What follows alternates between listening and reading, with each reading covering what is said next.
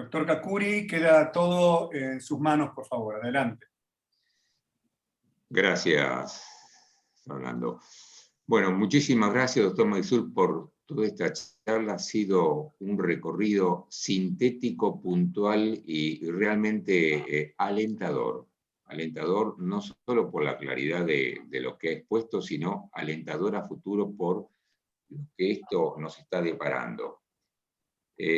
Quienes iniciamos un poco allá en la década del 70 las primeras técnicas de la mano del doctor Lascano, que fue quien trajo la inmunistoquímica al país, él decía, esto va a dar para mucho. Y ha estado usted comentando cosas que son importantísimas. En este metaloma, que creo que así se llama un poco a la condensación de todos los metales en el organismo, ¿se puede llegar a investigar en nuestro país?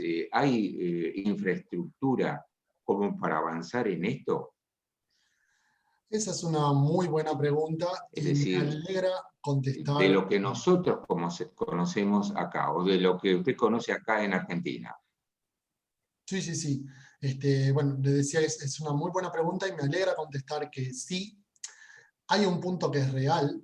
Uno no es muy comparable, básicamente, digamos, el dinero y la infraestructura que uno puede encontrar en un país como Alemania que en Argentina, pero sí la respuesta es que sí. Yo en mis trabajos doctorales he realizado muchos de estos compuestos, no particularmente en enfermedades neurodegenerativas, pero sí he utilizado diferentes líneas celulares y diferentes compuestos. He tenido acceso a todas las técnicas. De repente uno no las tiene en el laboratorio de al lado, sino que tiene que viajar un poquito, pero o los compuestos químicos, en vez de llegar en 2 días, tardan 3 meses, pero la respuesta es que sí. La misma química que se está realizando en países como a mí no me gusta, pero como se suelen decir, países de primer mundo, se puede realizar tranquilamente en nuestro país. De hecho, se realiza en nuestro país también. Y en esas técnicas que ha mostrado y que depende de los distintos estudios, desde el punto de vista histológico, que es un área que me interesa muchísimo a mí, esto se consigue con las técnicas convencionales, es decir, la fijación de todos estos materiales de investigación son utilizando las mismas técnicas, celoidina, parafina, o las técnicas más plásticas, o han tenido que utilizar para hacer estas investigaciones alguna tecnología distinta. Y la otra pregunta es llegar, por ejemplo, a reactivos comerciales, si esto se puede uno ante un preparado histológico, sea a nivel experimental o cuando se quiera hacer un diagnóstico de certeza en humano, cuando uno estudia un cerebro humano. ¿Hay disponibilidad de marcadores comerciales que se pueden utilizar? ¿O es necesario afinar la puntería y ir a cada caso en particular? Bien, con respecto a la primera pregunta, en general las técnicas, afortunadamente, son básicamente las mismas. La misma. Solamente hay veces que hay que tener un cuidado particular con algún compuesto por ejemplo, algún compuesto que se puede descomponer con altas temperaturas. Bueno, entonces hay que tener cuidado si uno le va a poner parafina, hasta qué temperatura utilizar, o si uno pone, por ejemplo, para fijar células, algún alcohol, como es el isopropanol o el metanol. De repente, si el compuesto es soluble, se nos va a ir. Pero en general yo me atrevería a decir que son las mismas técnicas convencionales. Por suerte. Y con respecto a la segunda pregunta, si la entendí bien, si bien hay compuestos al día de la fecha comerciales para diversas patologías, permanentemente se están buscando nuevos compuestos, porque de repente, por ejemplo, pongamos un ejemplo, el DAPI tiene núcleos. Nosotros va a tener todos los núcleos. Nosotros, en algunos lados se está buscando, bueno, vamos a encontrar un derivado de DAPI que logre tener núcleos de células apoptóticas. O cosas así. O vamos a marcar mitocondrias que tengan alguna anomalía genética determinada. Entonces, si bien los comerciales, ya para marcar, sí, núcleos, mitocondrias, bueno, placas betamiloideas, determinadas proteínas, células se encuentran, el estudio en general radica en no solo mejorarlo desde un punto de vista económico, sintético, de que tengan una mayor eficiencia cuántica, o sea, que sean mayor luminiscentes, lo cual quiere decir que tenga que agregar menos compuestos, más tóxicos o menos tóxicos, dependiendo el deseo particular. Ahí es donde entramos los químicos más sintéticos. Cuando alguien dice, tengo este particular problema, entonces uno tiene que pensar cómo sintetiza algo para ese particular problema.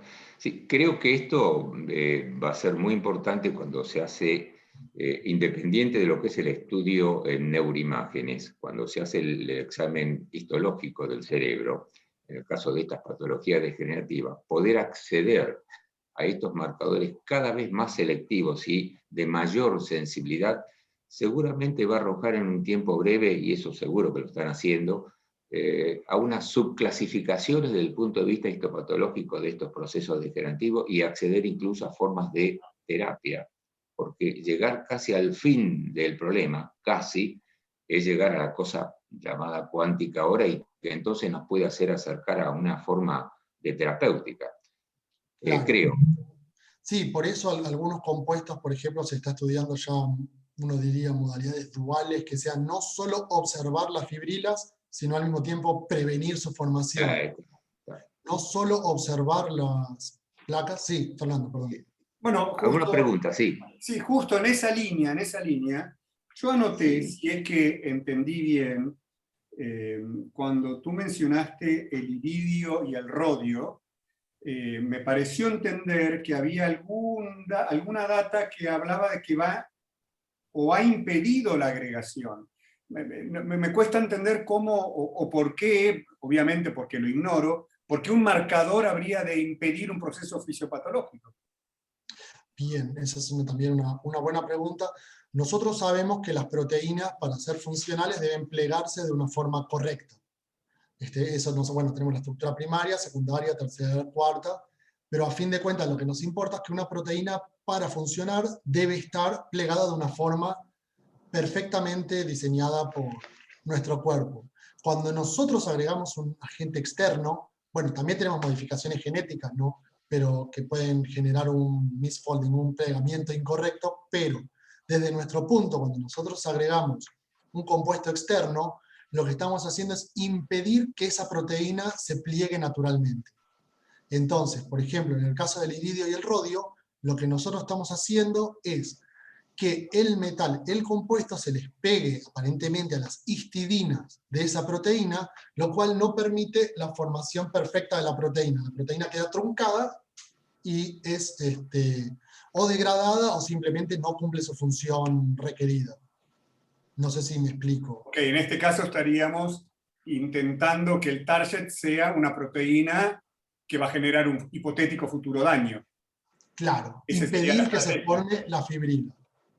Entonces, respondiendo también a la pregunta de Roberto, no solo los estamos observando, sino que también estamos intentando, digámosle en cierta palabra, combatir su formación. Eso también se ve, no lo incluí en esta charla por motivos de tiempo, porque podría estar hablando 6 horas, ciertos compuestos que no solo son biomarcadores, sino que además son fotodegenerativos, fototóxicos, digámosle. Entonces, no solo los observamos, sino que al observarlos, intrínsecamente estamos rompiendo o atacando la célula o proteína objetivo, que es lo que se llaman las terapias fotodinámicas, que eso queda para otra charla. Seguro. María Elena tiene una pregunta, creo. Sí, gracias. En la misma línea de la que preguntó Fernando, porque yo entendí lo mismo, que prevenía la agregación, que bueno, que si ya hay trabajos de investigación que están tratando digamos, como tratamiento, no como diagnóstico para prevenir la agregación, si sabías que ya hay trabajos. Y la pregunta sería, si hubiesen trabajos, ¿se probaría solamente con los biomarcadores solo o se los uniría, por ejemplo, no sé, a un anticuerpo monoclonal, que es lo que se usa actualmente en la investigación? Los tratamientos de investigación son por lo general anticuerpos monoclonales que tratan de degradar la placa de beta-amiloide o prevenir la agregación de los componentes de beta-amiloide. Bueno, esa es una muy buena pregunta también. hay que partir también de una base, que es que lo que estamos observando son estudios, no es una placa de Petri, pero estamos realizando estudios en un laboratorio, y obviamente todos sabemos que saltar del laboratorio a una persona es el salto más grande, digamos, el deseado por todos. Si uno empieza a mirar papers, hay millones, literalmente, bueno, no sé si literalmente millones, pero cientos de miles de trabajos de compuestos similares, pero cuando uno empieza a mirar efectivamente cuántos se realizaron en ratones, ya bajamos al 30%. ¿Cuántos en monos? 5%. ¿Cuántos han llegado a personas, a seres humanos? Ya ahí es donde vemos que el número baja muchísimo. Toda esta área está bien en investigación, y creo que al día de la fecha hay 1 o 2 compuestos que han efectivamente llegado a ser usados en humanos, y sí, a mí me parece que va a haber que unirlos efectivamente con alguna terapia de anticuerpos monoclonales para lograr, o sea, porque la complejidad de una proteína en un vasito, en un vaso de precipitados, a un cuerpo humano es infinitamente mayor. Entonces, de alguna forma vamos a tener que dirigir esos compuestos. Se está haciendo, como por ejemplo el compuesto que les mostré muy brevemente de Paraspect, que es muy nuevo, uno de circonio que tenía unido un anticuerpo. Entonces, de cierta forma, la idea es lograr, sí, generar que esos compuestos puedan ser más dirigidos. Pero todo eso obviamente está en estudio. Alguien quiere preguntar. Lo siguiente, Maysul, que pienso que puede ser sumamente importante. Nosotros habíamos utilizado en Immunohistochemical Lab, PLFIT. Bueno, las imágenes son muy bonitas, incluso lo habíamos trabajado en procesos de migración neuronal, y bueno, parece como un cuadro muy bonito en colores. La pregunta es, desde el punto de vista funcional, cuando se está estudiando ingreso y egreso de iones en el trayecto neural mientras se está haciendo la descarga, el impulso nervioso, ¿de qué manera eso puede incidir, si es que, porque eso no lo he visto nunca, de qué forma esta ciencia puede ayudar en ver la manera de eliminación de los neurotransmisores a nivel de las telodendrias? Es decir, la interacción, que no se sabe muy bien cómo es, puede llegar a ser un poco más efectiva para conocer un poco más el substratum real de qué es lo que pasa a ese nivel. Bueno, en ese tema muy, muy particular, no lo sé, pero lo que sí puedo comentarles que lo que sí se está realizando, bueno, de hecho yo he sido autor de trabajos en los cuales marcamos, por ejemplo, mediante unos ciertos compuestos, canales de calcio. Entonces observamos cómo el calcio puede ingresar y salir de una célula completamente funcional. También hay otros trabajos en los cuales se mide, por ejemplo, bueno, hay otras técnicas que lo que miden es la intensidad. Por ejemplo, se genera un compuesto que reacciona de una forma lumínica, una intensidad de luminiscencia acorde a la cantidad del determinado neurotransmisor egresado por la célula. Entonces uno diría, indirectamente podría estar haciendo una relación entre la cantidad que entra o que sale con la fluorescencia. Sí. A eso iba dirigida la pregunta, gracias. No, de nada. ¿Alguna otra pregunta? Por favor. Sí, adelante. De acuerdo a lo que yo entiendo, entonces tendríamos biomarcadores que nos permitirían identificar elementos. Otros biomarcadores que en el futuro o cercano nos permitirían actuar terapéuticamente, siempre hablando de minerales. Tengo una pregunta.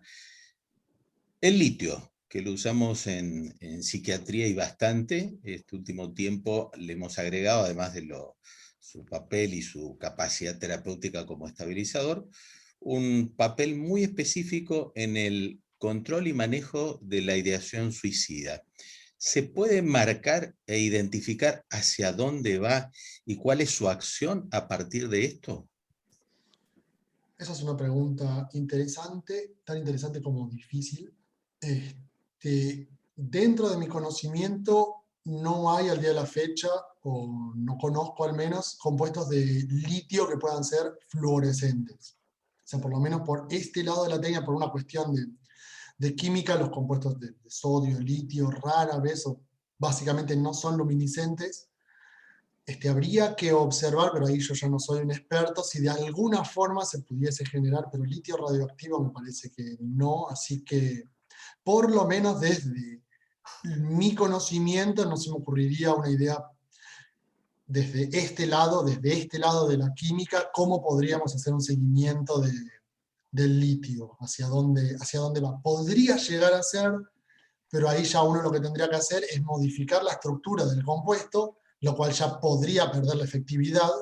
Exacto. Es agregarle alguna cola terminal de algo que nosotros, mediante alguna técnica, podamos seguir. Pero el problema siempre, bueno, es una de las principales limitaciones que tenemos en esta área, es, como hemos visto en el compuesto para marcar beta-amiloides, que al agregar un carbono, de repente el compuesto pierde su función. Entonces, podría llegar a ser que habría que agregarle algo a un compuesto determinado que se pueda seguir por alguna de las técnicas, pero particularmente no soy un experto en litio, ni cerca, y no tengo aún una respuesta concreta de lo que se podría hacer, pero es un tema muy interesante de estudio. Nuevamente por eso remarco, gracias a su pregunta, la importancia del trabajo interdisciplinario. Desde mi punto... Bien. Sí, De acuerdo a lo que vos decís, esto implicaría que perdiera capacidad terapéutica. Ahora, si uno modifica el litio sin que esto implique capacidad terapéutica, pero por lo menos saber sobre qué específicamente elementos o sitios neuroanatómicos actúa, creo que ya sería interesante, como para más adelante empezar a degranar un poco más la acción terapéutica, pero por lo menos poder seguirlo. Esto se podría hacer modificando, como vos decís, alguna parte del compuesto. Claro, si usted lo que dice, si podemos sacrificar de repente la actividad terapéutica, pero podemos agregarle el fluoróforo o algún otro metal adosado que podamos seguir, podría llegar a observarse un poco el delivery o por dónde se mueve. Tal cual. El único problema que uno siempre va a encontrar es que va a ser decir, bueno, este compuesto es lo más parecido a lo real. Ahora, ¿se comporta exactamente como el real? Ese va a ser siempre un problema a seguir, pero es una buena idea que voy a empezar a buscar si existen trabajos sobre el tema, porque la verdad que no está, si bien sabía lo de que se podía llegar a usar el litio en las enfermedades, en psiquiatría, no tenía tanto conocimiento que era algo tan importante. Sí, entonces, sí. podría... En este momento es lo que yo decía, creo que algunos de los que estamos acá lo conocemos, cómo tiene una acción espectacular en la ideación suicida, en patologías, por ejemplo, de trastornos depresivos gravísimos, que uno dándole el litio, el cuadro depresivo sigue, pero la ideación suicida se limpia. Entonces, qué curioso, ¿y dónde estará actuando para poder tener esta capacidad? Por lo menos poder ubicarlo. Creo que sería toda una línea de investigación. Muy bueno, muy interesante. Sí, tan interesante como complicada, me lo imagino. Sí, pero, por supuesto. Bueno, nuestro cuerpo es algo maravilloso, ¿no? Fernando, no sé si todavía estamos en tiempo. Sí. El micrófono... Iván, una pregunta. Perdón. Roberto, discúlpame, sí. La doctora Elvira Soderlund quería hacer una pregunta. Ah, perdón, no había visto, estaba mirando arriba, perdón. Adelante. Yo quería preguntar en relación a, actualmente existen como vos lo nombraste, las técnicas para detección de amiloides, las convencionales, ¿no? El compuesto de Pittsburgh, el fluorbetavir, y que tienen sus limitaciones, ¿no? Son muy caros para los pacientes, son muy poco accesibles, son muy engorrosos de hacer. Y quería preguntarte cuáles serían las ventajas de utilizar marcadores con metales, si sería más económico, si se podría hacer de forma más fácil en un hospital, si esto avanzara y uno podría tener los estudios después que realmente demostraran que uno puede detectar amiloide con estos marcadores, ¿cuál sería la ventaja versus los que ya tenemos, que tampoco están disponibles porque son estudios muy caros y muchas veces se hacen en investigación nada más, ¿no? Claro, claro. Bueno, por ejemplo, nosotros lo que tenemos desde el punto de vista de utilizar metales es que podemos tener y tenemos una rama mucho más amplia de compuestos para sintetizar. Básicamente, como mi profesor de tesis me ha dicho siempre, nuestro límite es la imaginación. Pero bueno, del dicho al hecho. Por ejemplo, los compuestos de tecnecio, la principal ventaja que poseen es que el compuesto, lo que nosotros le decimos ligando, o sea, el compuesto que no posee el metal, el tecnecio, se puede sintetizar en un laboratorio normal en una universidad, si uno quiere. Y luego, particularmente el tecnecio, el generador de tecnecio 99 a partir de molibdeno, es un equipo que obviamente no lo tiene cualquier clínica, pero no es un equipo excesivamente caro. Y luego, una vez que uno tiene el tecnecio 99, lo único que tiene que hacer es mezclarlo con ese compuesto que uno tiene ya sintetizado. Yo lo he hecho en persona aquí, y uno agarra un vasito y pone una cantidad ínfima del compuesto, lo pone en el generador de tecnecio, y a los 20 minutos saca el compuesto, lo pasa por una técnica que se llama HPLC, solo para observar que efectivamente se formó, y a los 15 minutos lo tiene uno en la jeringa. Entonces, una de las principales para mí ventajas es que uno puede tomarse todo el tiempo del mundo en sintetizar el compuesto, tenerlo ahí al lado, y cuando uno necesita la sonda la sonda radioisotópica, uno tiene el generador de tecnecio, lo genera in situ y lo utiliza. En cambio, con el fluorbetapir y todos estos compuestos, una de las limitaciones efectivamente es la generación del compuesto, porque tiene un tiempo de vida media corta, y eso lo que genera básicamente es que sea caro y difícil. El tecnecio es el metal más utilizado justamente por esto. Por eso no podía dejar de mencionarlo, pero bueno, actualmente se están también buscando diferentes reemplazos tales como el cobre o el circonio, todo esto que les he mostrado. ¿Y en qué fase estamos de los estudios en humanos? Bueno, con tecnecio, por ejemplo, ya se usa en humanos, ya se estudia en humanos. O sea, la pregunta la tendría que desdoblar. Si la pregunta es si se utiliza en humanos, la respuesta es que sí. Algunos compuestos de tecnecio sí se utilizan en humanos. Si la pregunta viene por el lado de las enfermedades neurodegenerativas, hasta donde llega mi conocimiento, todavía no se están utilizando en personas, en humanos, para encontrar particularmente un cuerpo proteico que esté relacionado con alguna enfermedad neurodegenerativa, pero para eso van, espero. Muchas gracias.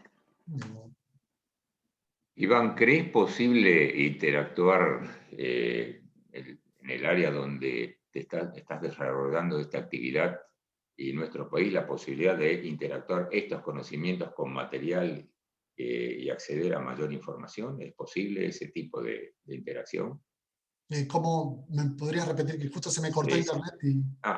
Si es posible, si es viable interactuar, dado que esto da para mucho más, habiendo tecnología acá que puede ser más o menos similar a la utilizada por ustedes, si la interacción con ustedes puede ser de utilidad para llegar a mejores diagnósticos desde el punto de vista histológico o histopatológico con visión funcional. ¿Eso es viable? Sí, yo creo que perfectamente es viable. O sea, yo siempre he pregonado por un trabajo interdisciplinario, y si bien podemos encontrar ciertas limitaciones a nivel equipamiento, por decirlo de cierta forma, no creo yo que haya una limitación por la cual no se pueda perfectamente, desde hacer intercambio de ideas, trabajar en colaboración, hacer cualquier cosa por el estilo, es perfectamente viable. Perfecto. Sí, fundamentalmente trabajando en lo posible con material neural humano, ¿no? Para definir cosas muy, muy puntuales, dado que, como bien decías antes, saltar de la cápsula de Petri o del ratoncito al humano tiene su problemática. En el No, humano a veces las cosas son distintas. no, claro, claro. Yo llegué hasta ratones, ya no pasé a humanos, se los dejo a ustedes. Nosotros intentamos meternos en el cerebro humano, por eso hablaba de esta correlación que es muy interesante y de proyección, por supuesto. Claro, es que a eso es lo que yo me refiero desde el punto de vista de multidisciplinario y un trabajo colaborativo, Sí, es en que de fundamental. repente yo puedo tener una cierta experiencia en lo que es la bioinorgánica o en la biología molecular, pero no tengo ni por asomo la experiencia que tienen ustedes, obviamente, en la detección de enfermedades neurodegenerativas. Entonces, de repente, alguno puede tener una idea y decirme, Iván, nosotros estamos pensando que tal proteína está implicada en la formación, no sé, de cuerpos de Levy. Entonces, ¿hay alguna forma de poder marcarla? Entonces ahí mi pregunta sería, a ver, dame el nombre de la proteína, yo la busco, y ahí uno dice, bueno, ahora comienza mi desafío intelectual, pensar cómo yo logro algo que pueda unirse a esta proteína. Claro, incluso cuando se hace, nosotros que hemos hecho también esto a nivel experimental en ratones transgénicos, por ejemplo con Alzheimer, la imagen, y eso bueno, ustedes lo conocen muy bien, la imagen de la placa o de las lesiones no es exactamente igual, ni la distribución de lo que vemos en el cerebro humano. Entonces, las imágenes, placas, las mismas neuronas con el rulito, es un poco, bastante distinto. Entonces, quiere decir que un animal transgénico, si bien es utilísimo para este tipo de trabajo y orientador, no siempre define con exactitud la alteración humana, incluso la distribución. La distribución en el ratón es distinta a lo que tenemos en el humano. Por eso hablaba de esta forma de interactuar, por lo menos con conocimiento, que es sumamente importante, interpretar. Yo lo que propongo, porque después hay que ir cerrando después, Roberto, Perfecto, al perdón. doctor Maisuz le propongo que para el Congreso de Psiquiatría pueda darnos algún tipo de respuesta a lo que propuso el doctor Julio Herrera desde la futura República Autónoma de Mendoza, que es el tema del litio, porque lo que planteó Julio, el doctor Herrera, respecto al litio, verdaderamente es... Yo creo que podrías, Iván, ayudarnos con algún tipo de información, porque el litio es el antisuicida más potente que se conoce en psiquiatría y es muy específico para la ideación suicida. Así que me parece que lo que planteó el doctor Herrera para octubre, fin de octubre, tenés tiempo para encontrar, no te voy a decir la solución al problema, pero algún punto superador. Doctor Maisuz, ahí tenés ya un trabajo. Ya te dieron un trabajo. Si no tenés tanto, te di otro más, Fernando. Bueno, vamos a intentar, voy a empezar a buscar, porque realmente me pareció un tema interesante. Así que vamos a ver. Es que para ti es interesante, para nosotros es crucial. Porque Exactamente. es algo que nos atemoriza a los médicos psiquiatras y a los neuropsiquiatras cuando atendemos, por ejemplo, pacientes con enfermedades neurodegenerativas frontalizadas, de cualquier tipo de patología neurodegenerativa, si está el impulso frontal y la paciente tiene ideación suicida, como la paciente que me acaban de hablar anoche, es un paciente que tiene determinado problema neurodegenerativo frontalizado y está todo el tiempo que quiere suicidarse. El problema es la ideación. Entonces tú limpias la ideación, aunque la enfermedad continúa, que es lo que decía el doctor Herrera recién. Interesante, no tenía ese conocimiento. Por eso se quieren independizar los mendocinos, porque la tienen muy clara. Ya te va a llegar la invitación del pasaporte a vos, pero tenés que estar vacunado, tenés que tener las 2 dosis. Bueno, muy bien. Bueno, Roberto, todo tuyo.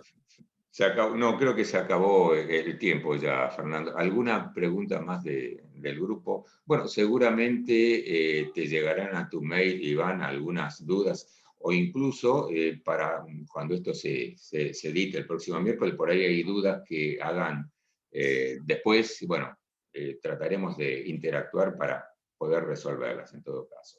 Sí, Sería para más tiempo para hablar, pero bueno.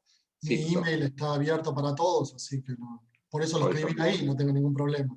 Perfecto. Muchas gracias entonces por eso. Fernando, no sé si alguien quiere agregar alguna otra cosa más, creo que estamos en tiempo. María Elena, Elvira. Yo quería hacer una pregunta más, una cortita. Si solamente investigás estos radiomarcadores en solamente enfermedades neurodegenerativas o también están investigando en otras enfermedades como tumores, para marcar tumores, a veces cuando hay metástasis de primarios desconocidos y llegar a algún diagnóstico por imágenes, o solamente te dedicas a la parte de neurodegeneración? No, en realidad la parte de neurodegeneración no es mi especialidad per se, pero ando por ahí. Pero sí, claro, se utilizan, de hecho está mucho más avanzado el estudio en lo que son tumores, claro, que en lo que son enfermedades neurodegenerativas. En tumores hay, digamos, resultados muchísimo más alentadores, que pueden detectarse más tempranamente, que ya existen combos, por ejemplo, por decirte una cosa, se utilizan sondas de tecnecio para marcar tumores y al mismo tiempo compuestos de otro metal que se llama renio, que es muy parecido al tecnecio, que se utiliza para hacer terapia fotodinámica. Entonces inyectamos tecnecio, ahí está el tumor, ahora le inyectamos el renio y le damos luz para destruirlo. Entonces se están estudiando todas esas cosas y están bastante más avanzadas. Claro, sí, yo sabía que en la parte oncológica está por ahí más avanzado la investigación. Claro, de hecho acá en Münster hay una rama del hospital escuela que tenemos acá, que se basa en la utilización de radioquímicos para el tratamiento de cáncer. Obviamente casi todo está experimental, pero bueno. Sí.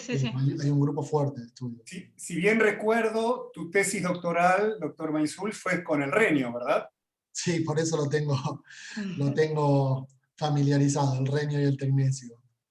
Muy bien, muy bien. Y valga, yo sé, él no lo va a decir, que fue calificado sobresaliente en su tesis doctoral. Sí. Bueno, muy bien, Roberto, el doctor Herrera, la doctora Guajardo, la doctora Söderlund, ha sido un placer. Roberto Cacuri, y por suerte te hemos nombrado y te tenemos la interfase entre la química y la clínica, ¿no? Ya visto, sí. Gracias. Así que estamos muy agradecidos, Iván, por tu presencia. Yo te conozco hace muchos años, pero una vez más me has sorprendido muy gratamente y hago mía las palabras del doctor Cacuri. ¿Querés cerrar, Julito? ¿Querés cerrar un poco, por favor? Pues que me hagas hasta ahora, ¿querés que cierre? Realmente la presentación de Iván ha sido más que interesante, deslumbrante. Yo creo que nos deja una serie de inquietudes, de incógnitas y muchos deseos de seguir progresando en algo que, más allá de que para nosotros es muy novedoso, Iván habla justamente del tiempo que esto ha llevado, pero que exista además la posibilidad de que esto podamos hacerlo en Argentina, cuando tantas cosas nosotros vemos que se pueden hacer en otros lugares y acá no. ¿Cuántas veces hemos hablado de la capacidad que tenemos para hacer algunas investigaciones y necesitamos ciclotrón, y resulta que ciclotrón tenemos uno acá en Mendoza, por eso nos vamos a independizar, Fernando, y en Buenos Aires? Realmente que se pueda manejar de esta manera me parece excelente. Un aplauso y muchas gracias. Bueno, muchísimas gracias a todos. Muchas gracias. Muchas gracias, muchas gracias. Ahí cerramos entonces, vamos a cerrar la grabación.